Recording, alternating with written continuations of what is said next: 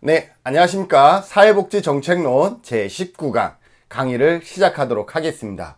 이번 시간에 같이 학습할 내용은 빈곤과 공공부조 중에서 빈곤과 불평등에 관한 얘기들을 같이 해보려고 합니다. 빈곤의 개념에 대해서 살펴보고 빈곤을 어떻게 측정하고 있는지, 그리고 소득 불평등은 어떤 것으로 측정되어지고 있는지, 이러한 내용들에 대해서 이 시간 같이 살펴보도록 하겠습니다.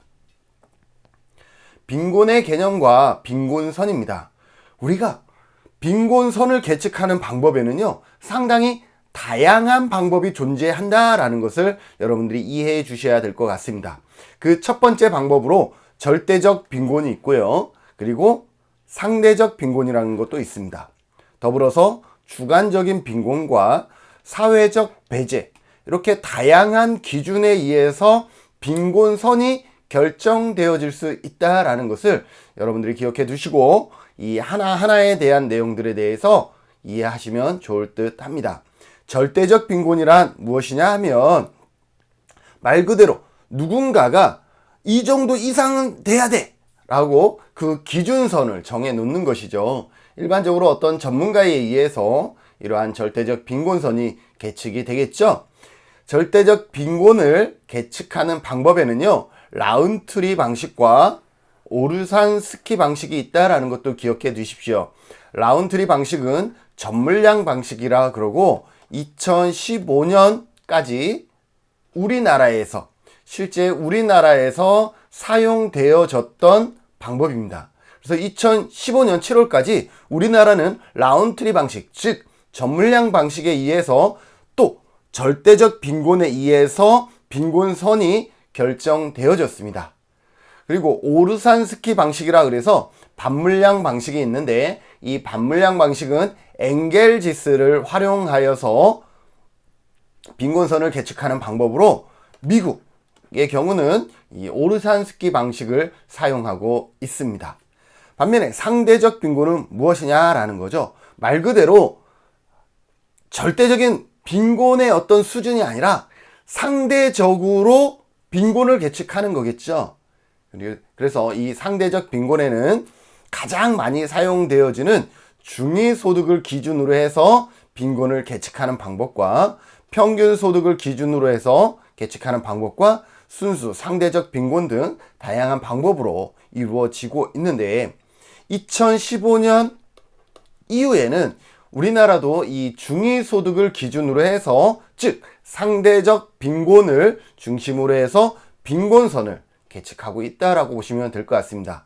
그래서 우리나라는 2015년 이전에는 전물량 방식, 즉 절대적 빈곤 방법을 사용하였고, 2015년 이후에는 중위소득, 즉 상대적 빈곤을 기준으로 삼고 있다라는 것 기억해 두시면 좋을 것 같습니다. 반면에 주관적인 빈곤이 있습니다. 주관적인 빈곤은 이러한 것이죠. 너 지금 가난한 것 같아? 좀 부유한 것 같아? 이러한 질문에 의해서 그때그때마다 답하는 것으로 빈곤선을 우리가 설정할 수가 있겠죠. 그런데 이 주관적 빈곤은, 어제는 내가 좀 잘 사는 것 같았는데 오늘은 내 자신이 좀 초라하게 보일 때, 이럴 때 많이 있잖아요. 그래서 이러한 주관적인 평가를 통해서 결정이 되어지지만 실제 정책에 사용하기에는 한계가 있음을 얘기하고 있습니다. 사회적 배제란 무엇일까요? 우리가 어떠한 일정 소득 수준 이하의 삶을 살다 보면 사회적으로 배제되어지는 경우가 많이 있지 않습니까? 그래서 빈곤을 통해서 사회적으로 배제되어지는 역동성과 동태적 상황에 초점을 두고 있다라는 거죠. 그 빈곤으로 인해서 사회적으로 얼마나 배제되어지고 있느냐, 즉 편견과 차별 상황에 놓이고 있느냐, 이러한 부분에 관심을 갖기 시작을 하는 것이죠. 그런데 이것이 정책으로 활용되기가 참 모호함이 있었는데, 어때요? 최근에는 이러한 사회적인 배제가 어디에 활용되고 있어요? 다양한 정책과 제도를 만들어내는데 실질적으로 사용되어지고 있다라는 것도 우리가 눈여겨 봐야 할 점인 것 같습니다. 자, 그러면 방금 설명했던 이 절대적인 빈곤, 상대적인 빈곤, 주관적인 빈곤, 그리고 사회적 배제에 대해서 다시 한번 세세히 살펴보도록 하겠습니다. 절대적인 빈곤은 뭘까요? 사람이 생활하는 데 필요한 최소한의 의식주를 유지하지 못하는 수준, 이 수준을 우리는 절대적인 빈곤이다라고 설정하겠다라는 것이죠. 그래서 빈곤을 과학적으로 측정을 시도한 부스와 라운트리에 의해서 사용되기 시작을 합니다.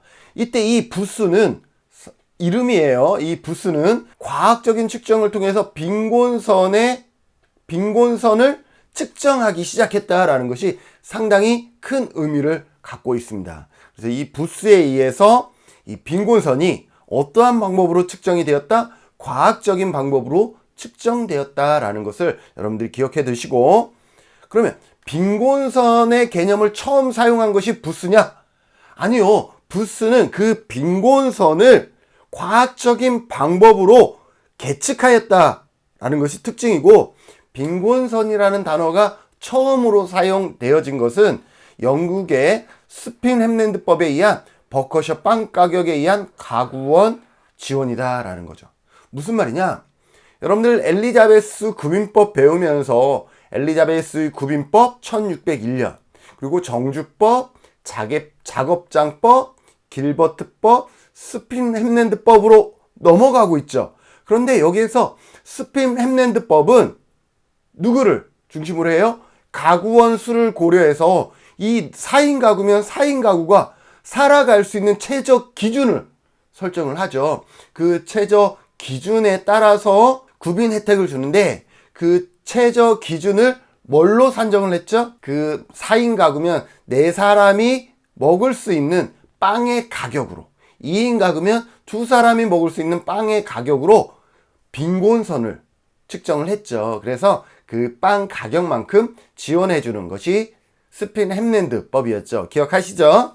네, 그래서 빈곤선이라는 개념을 가장 먼저 사용한 것은 스핀 햄랜드법에서 먼저 사용을 해야 했고, 이 빈곤선을 과학적인 방법으로 가장 먼저 측정한 것은 부스에 의해서라고 여러분들이 기억하시면 될 것 같습니다. 자, 그리고 라운트리 방식과 오르산스키 방식이 있다라고 얘기를 했는데, 라운트리 방식은 전물량 방식이라는 것을 여러분들이 기억해 주십시오. 사실상 과거에는 이 라운트리 방식과 오르산스키 방식이 시험에 자주 나왔어요. 왜냐하면 우리나라에서 실제로 라운트리 방식을 사용하고 있었기 때문에. 그런데 지금은 이 절대적 빈곤이 아니라 상대적 빈곤으로 우리나라의 빈곤선 계측 방법이 달라졌다라는 걸 여러분들이 기억해 두신다 그러면 라운트리와 오르산스키도 공부해야 되겠지만 상대적 빈곤에 대해서도 우리가 눈여겨봐야 하겠죠.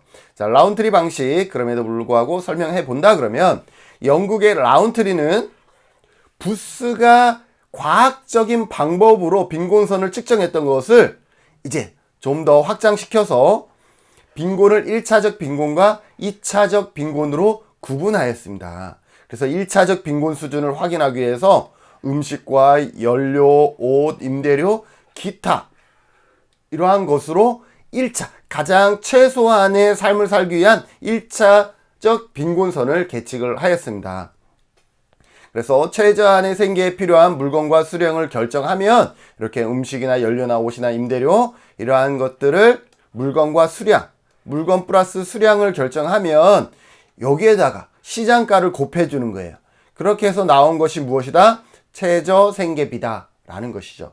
우리나라도 2015년까지 이러한 최저 생계비 계측 방법을 전물량 방식으로 활용했다라는 것 기억해 두시고요. 오르산스키 방식은 라운트리 방식에 의해 생필품 목록을 모두 구하는 게 쉽진 않죠. 예를 들어서 음식이면 음식, 연료면 연료, 옷이면 옷, 임대료면 임대료, 이러한 것들을 모두 다 나열하기가 결코 쉽지가 않기 때문에 최저 식료품비를 구하여 여기에다가 엥겔 지수의 역을 곱해서 계측합니다.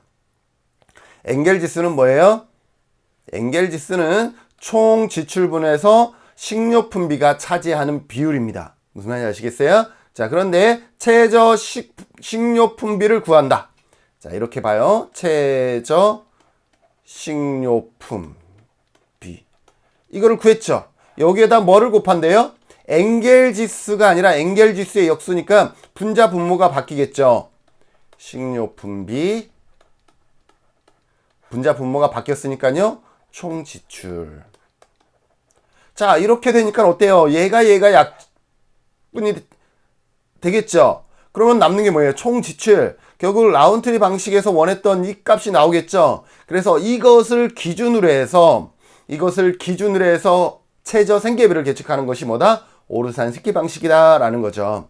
자, 그러면 여기서 퀴즈 하나 내볼게요. 여러분들 엔겔 지수가 낮아지면 이거는 잘 사는 사람일까요? 못 사는 사람일까요? 반면에 엔겔 수준이 높아지면 이거는 잘 사는 사람일까요? 못 사는 사람일까요?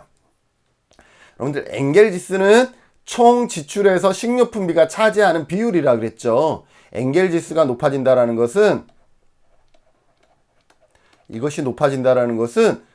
내 삶의 지출 중에서 식료품비가 차지하는 비율이 높다라는 거예요. 문화, 여가 활동, 다른 활동들을 못한다라는 거죠. 그래서 엔겔 지수가 높아진다는 것은 생활 수준이 어떻게 해요?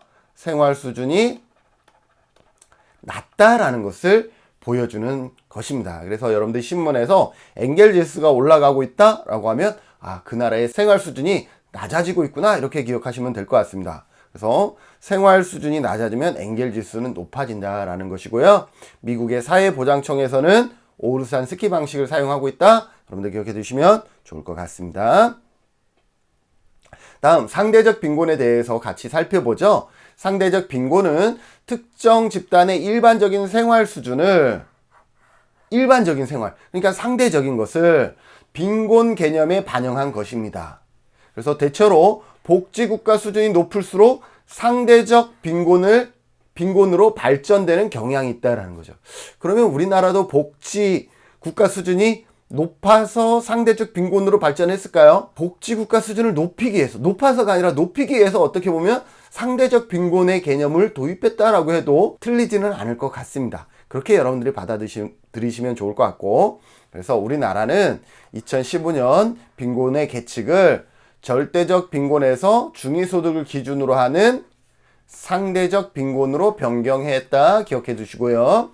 그러면 2020년 기준 상대적 빈곤으로 우리가 어떻게 빈곤선을 계측하고 있느냐라는 거죠. 생계급여인 경우에는 중위소득의 30%, 의료급여의 경우는 중위소득의 40%, 주거급여의 경우는 중위소득의 45%, 교육급여는 중위소득의 50% 이내의 가구로 결정하고 있습니다.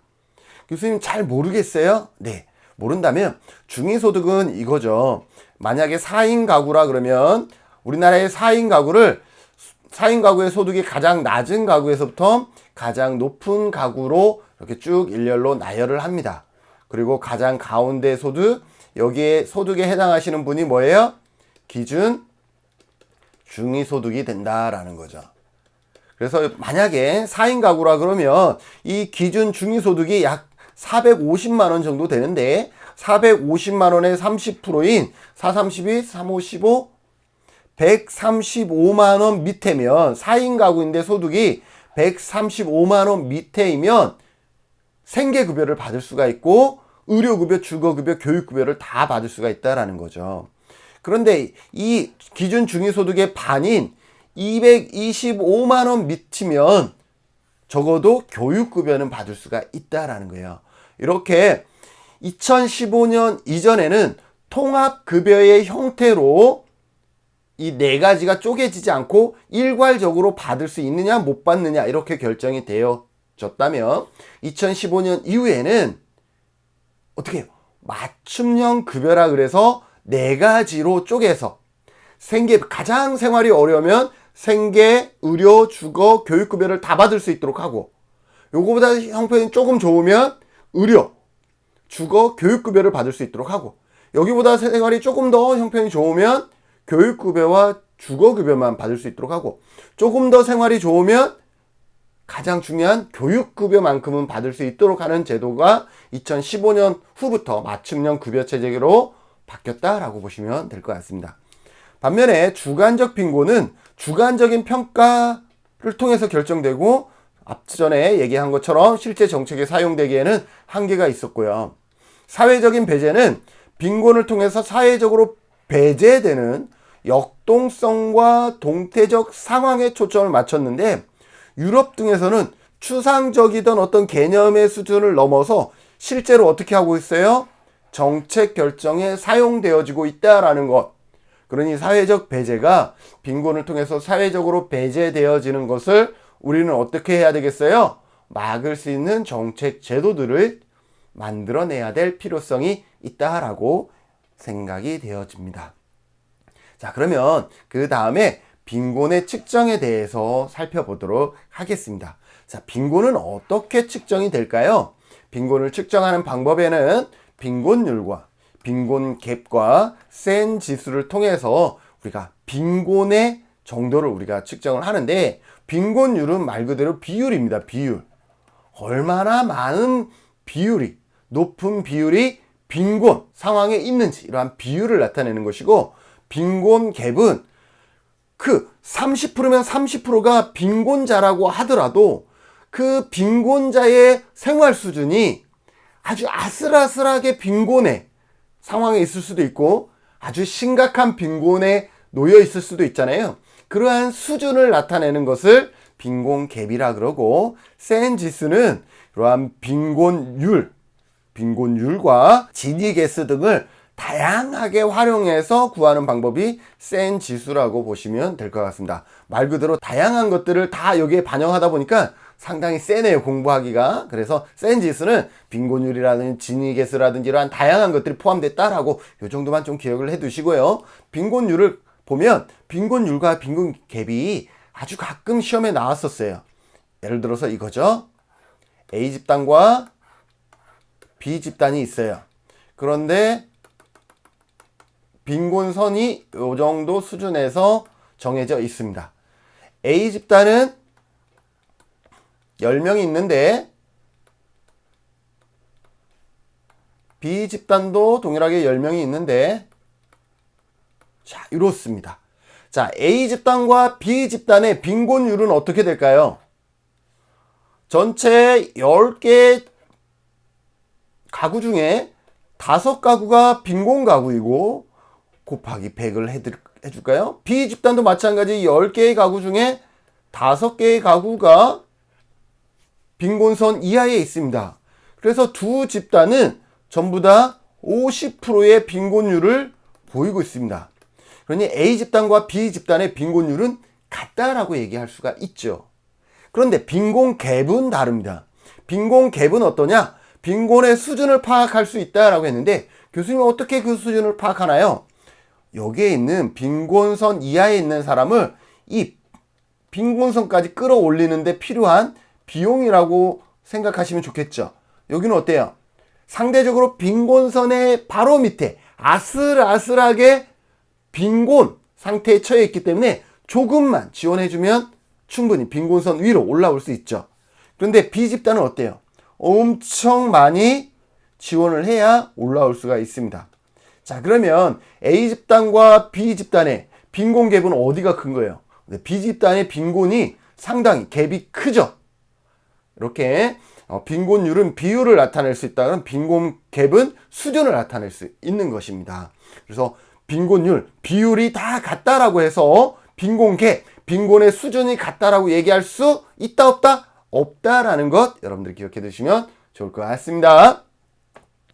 자, 다음으로 교수님, 아까 센 지수에서 지니 개수가 사용되어진다 그랬는데 지니 개수는 무엇인가요? 네, 맞아요. 소득 불평등을 측정하는 방법에 지니 개수가 사용되어지는데, 지니 개수에 대해서 살펴보도록 하겠습니다. 지니 개수는 인구 누적 비율과 소득 누적 비율을 이렇게 나타내고, 지금 지니 개수는 무엇을 측정하기 위한 방법이죠? 맞아요. 소득 불평등을 측정하기 위한 방법이죠. 소득이 얼마나 평등하게 분배되어져 있는가, 아니면 불평등하게 분배되어져 있는가, 이것을 살펴보는 것이 지니 개수입니다. 만약에 10사람에게 총 100만 원을 나눠준다 그러면 어떨 때 가장 평등하게 분배되어진다라고 얘기할 수 있나요? 그죠? 한 명에게 10만 원씩 나눠주면 가장 평등하겠죠? 자, 그것을 지금 이 도표에다가 그림을 그려보겠습니다. 자, 10개로 일단 쪼개야 되겠죠? 쪼갰다라고 합시다. 자, 그러면 첫 사람이 얼마를 받아요? 누적 비율이니까 10만 원을 받았을 때 가장 평등하겠죠? 두 번째 사람도 마찬가지 10만 원을 받으면 인구 누적이니까 앞에서 다시 한 사람이 추가되고 10만 원에서 누적이기 때문에 다시 10만 원이 추가가 됩니다. 자, 그랬더니 소득이 가장 평등하게 분배될 때는 이 그래프에서 직선 BD가 된다라는 거죠. 아우, 제가 수전증 있나요? 직선이 올바르지 않네요. 옳지 않아요. 그죠? 자, 그런데 가장 평등하게 분배되면 직선이 나오는데 가장 불평등하게 분배되면 어떻게 될까라는 거죠. 1명에게 첫 사람에게 0만원, 두 번째 사람에게도 0만원, 그리고 맨 마지막에 10번째 사람에게만 100만원이 다 간다 그러면 가장 불평등이 심하겠죠. 자, 그러면 그래프를 그려봅시다. 직선 오다가 마지막 9번째까지는 소득이 있어요, 없어요? 없죠. 근데 10번째 사람에게 소득이 어때요? 100만원, 누적이 100만원 되죠.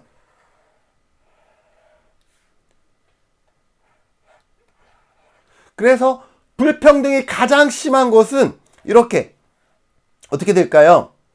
B, C, D를 거치는 직선이 된다라는 거죠. 자, 그러면 이것을 지니게스에 대해 반영을 해보겠습니다. 지니게스는 모든 사람이 소득이 같다 그러면 BD가 되는 것이고, 소득이 완전 불평등하다면 직선 BCD가 되는 것이죠. 그런데 현실적으로 로렌츠 곡선이 형성이 됩니다. 로렌츠 곡선은 어떻게 되냐면 이렇게 한 사람이 다 갖는 경우는 많지 않기 때문에 소득이 거의 밑바닥을 치다가 상위 몇 사람에 의해서 소득이 기하급수적으로 올라가는 거죠. 그래서 이러한 곡선을 취하는데 이것을 로렌츠 곡선이라고 합니다. 자, 이 정도 개념은 이 도표에서 기본적인 것이고, 이제 지니계수를 구해보면 지니계수는 이 전체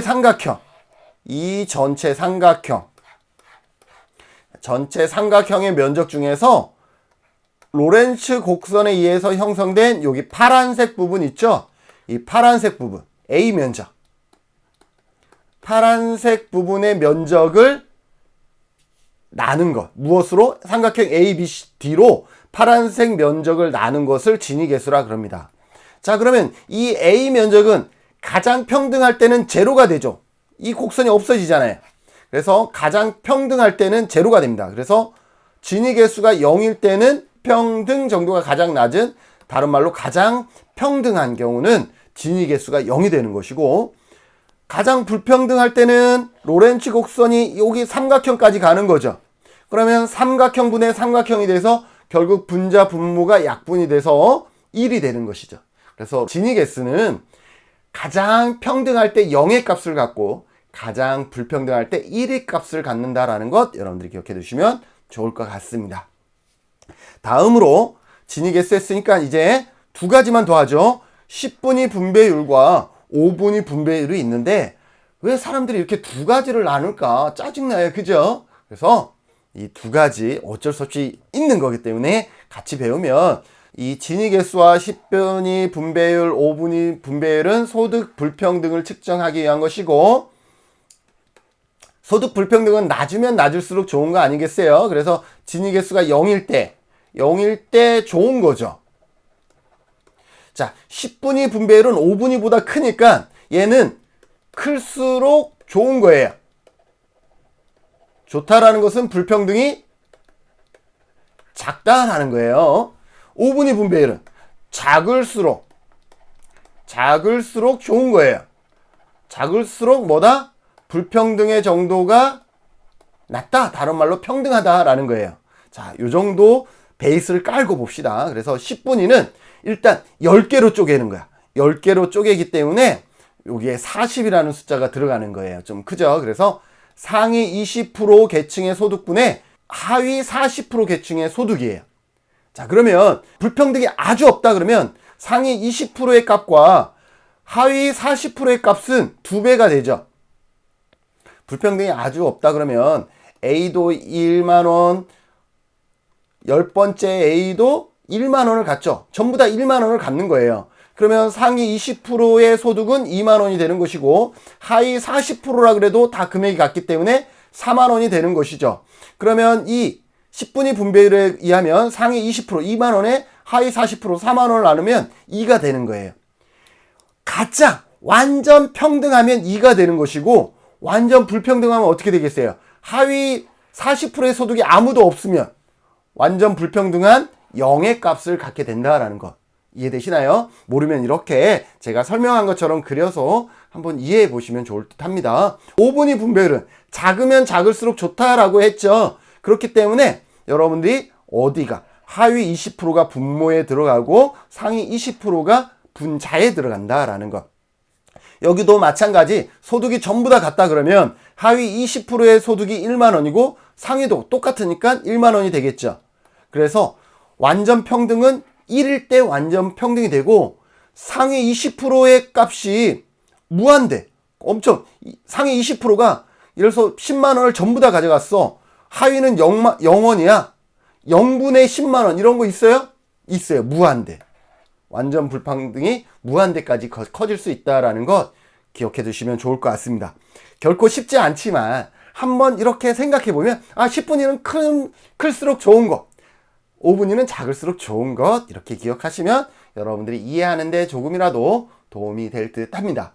오늘 강의는 여기까지 하고요. 다음 강의는 공공부조와 국민기초생활보장 제도에 대해서 같이 살펴보도록 하겠습니다. 수고하셨습니다.